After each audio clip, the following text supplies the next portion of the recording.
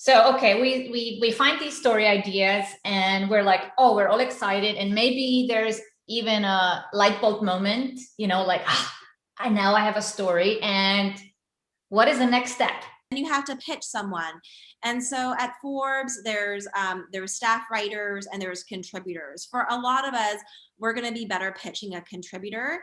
For staff writers, they tend to be covering like big national stories, maybe bigger brands like Apple and so forth.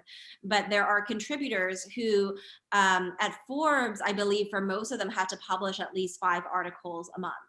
Now, one thing to understand about contributors is, they're not getting paid a ton of money, and a lot of them have their own businesses.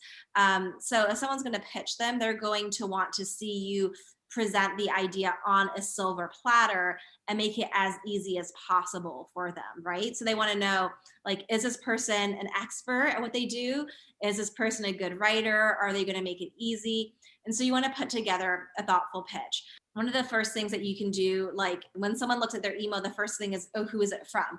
And of course, we don't expect you to know the people that you're pitching in the media, but if something is an opportunity that you're really excited about and really want to increase your chances, why not take a quick second to look them up on Instagram or Twitter, maybe reshare something, leave a comment, kind of get to know them, and, so that your name is perhaps a little bit familiar. That's kind of like, kind of an extra gold star if you want to go there, but it can help.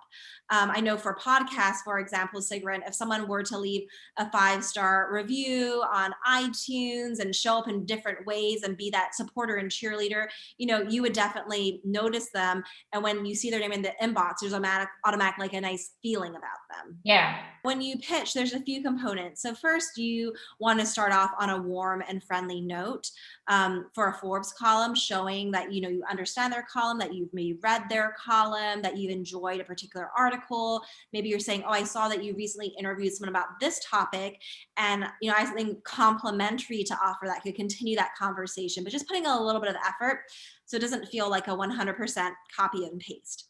Yeah.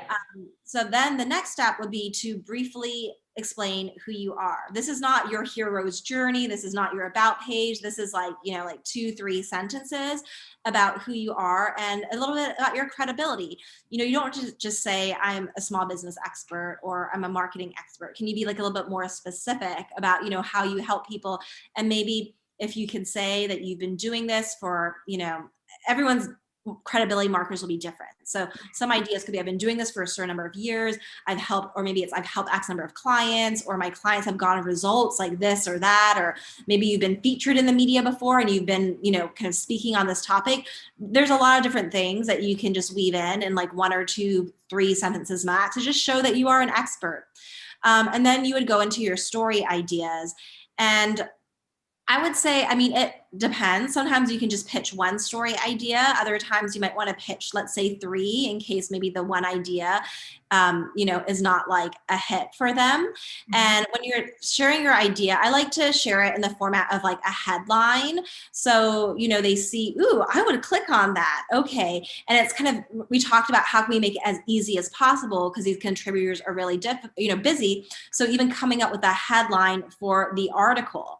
And then if you're, maybe let's say your story idea is like 3 things that every entrepreneur must know about, I don't know, productivity, right? Then you also want to include like a couple sentences describing what you would share with them.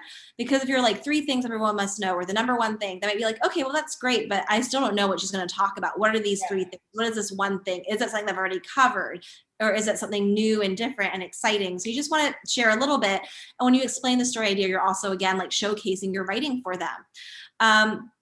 Then the other thing that I would do to wrap it up is like you could share any writing samples, because even if they're going to be authoring the piece, they will want you to do the heavy lifting. You're the expert. You have the tips. Sometimes I'll get on the phone and talk to you, but other times I might just want to go back and forth over email to develop the article.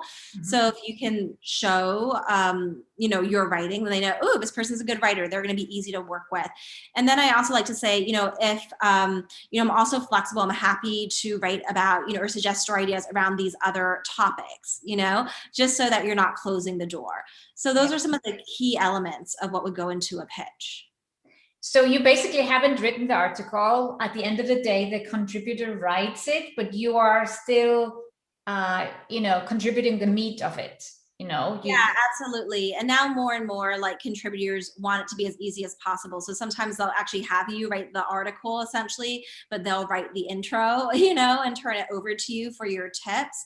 But it will be authored by them, not you, even if you do a lot of the writing because it's their column. Yeah. You wouldn't send a fully finished article.